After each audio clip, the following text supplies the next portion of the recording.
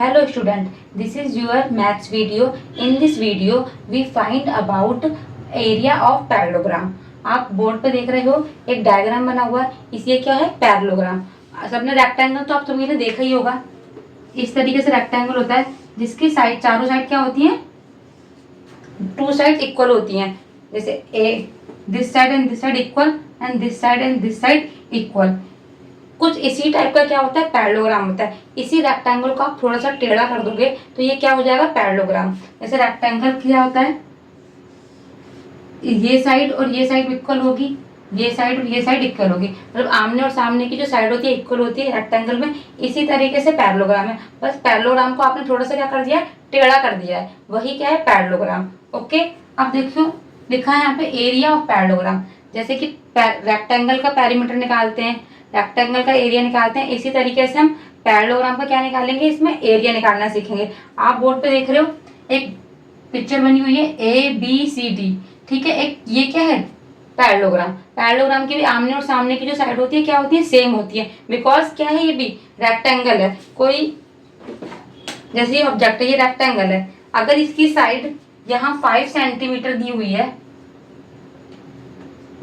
अगर मैं इसकी साइड यहाँ 5 सेंटीमीटर दी हुई है, मैं इसे हल्का सा टेढ़ा करके लिख दूं तो साइड के 5 से 6 हो जाएगी, नहीं, साइड कितनी होगी, 5 ही रहेगी। सेम ऐसे ही जैसे अगर रेक्टेंगल में हम बात करते हैं आमने और सामने की जो साइड बराबर होती है, ऐसे ही पैरेललोग्राम में क्या होती है, आमने और सामने की साइड बराबर होती है, सेम एज रेक्टेंगल। अब देखिए यहाँ पर क्या है, ये आपको जो ये डॉटेड लाइन दिख रही है ये क्या है, ये इसकी हाइट है। ओके, ये क्या है इसकी D से लेके जो जो DE लाइन है वो क्या है इसकी हाइट।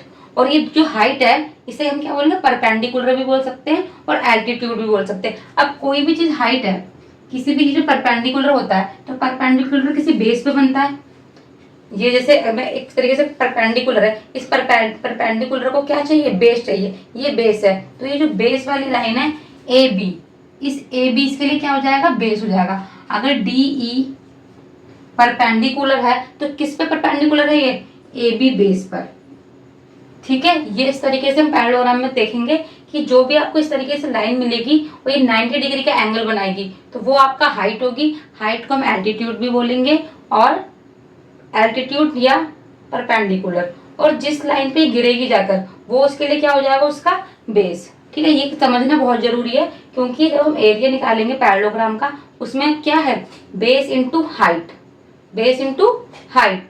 बेस क्या है, जिसपे आपका परपेंडिकुलर गिरेगा, बेस क्या है, जिसपे हमारा परपेंडिकुलर गिर रहा है। AB लाइन पर DE परपेंडिकुलर बना हुआ है, ठीक है। हाइट क्या है यहाँ पे, DE।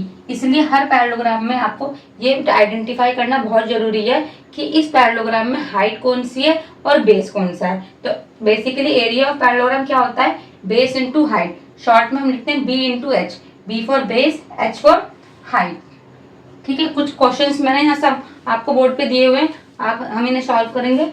Find the area of parallelograms, ठीक है। ये मैंने शॉर्ट में लिखा पैरेललोग्राम, क्योंकि पैरेललोग्राम में ये का मतलब ये होती है आमने सामने की साइड बराबर, ठीक है। अब देखो आपको कुछ पिक्चर दी हुई है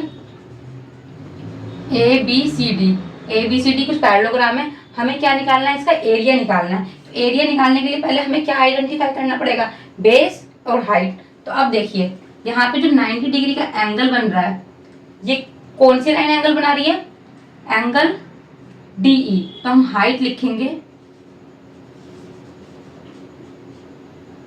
3 सेंटीमीटर। जो हाइट क्या है, DE हाइट है वो कितना दी हुई है, 3 सेंटीमीटर। ओके, अब ये जो परपेंडिकुलर गिरा हुआ है, मतलब बना हुआ है, ये किस पे बना हुआ है, बेस क्या है इसका। कोई भी आप पिलर डालते हो या कोई एल्टीट्यूड है आपका, परपेंडिकुलर है, कोई बेस भी तो होना चाहिए, उसी पे तो पिलर खड़ा होगा। तो ये जो पिलर है ये परपेंडिकुलर है, इसका बेस क्या है, AB।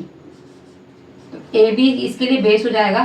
तो यहाँ पे बेस की वैल्यू क्या दी हुई है, 5 सेंटीमीटर। अब आपको हाइट भी पता है, बेस भी पता है, आप निकाल लीजिए area of parallelogram, base into height. तो बेस कितना है, 3, एंड बेस कितना दिया हुआ है आपको, 5, एंड हाइट दी हुई है 3। मल्टीप्लाई कर दीजिए, 5 3 जा 15। क्वेश्चन में यूनिट सेंटीमीटर दी हुई है, आपके आंसर में जो यूनिट आएगी सेंटीमीटर, तो जो इसका एरिया हो गया पैरेललोग्राम का क्या हो गया 15 सेंटीमीटर। सेम है, आप इस तरीके से सम करेंगे। अब आपको इसमें आइडेंटिफाई करना है कि बेस कौन सा है और हाइट कौन सी है। ओके, अब इस सवाल के लिए क्या बेस है,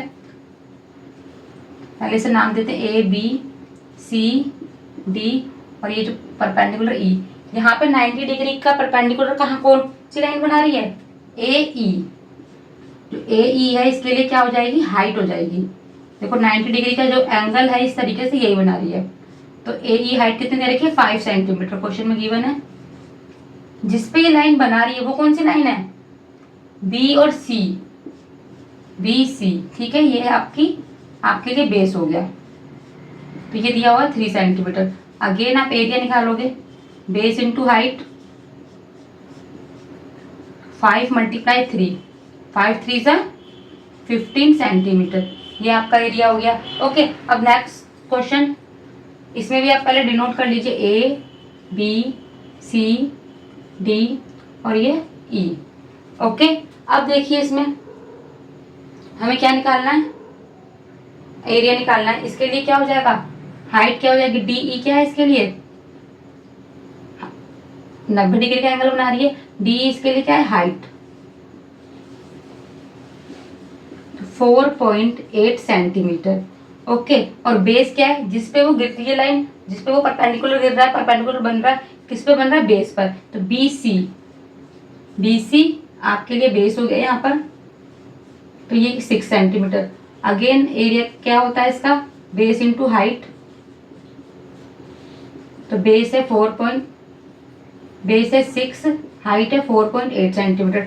डेसिमल है तो आंसर भी डेसिमल में आएगा, आप मल्टीप्लाई कर लीजिए, 6 8 जा 48, 8 कैरी 4, 6 4 जा 24, 24 में 4 ऐड करेंगे तो 28, 1 डिजिट के बाद पॉइंट है तो 1 डिजिट के बाद पॉइंट लग जाएगा, तो 28.8 सेंटीमीटर इसका क्या हो गया एरिया।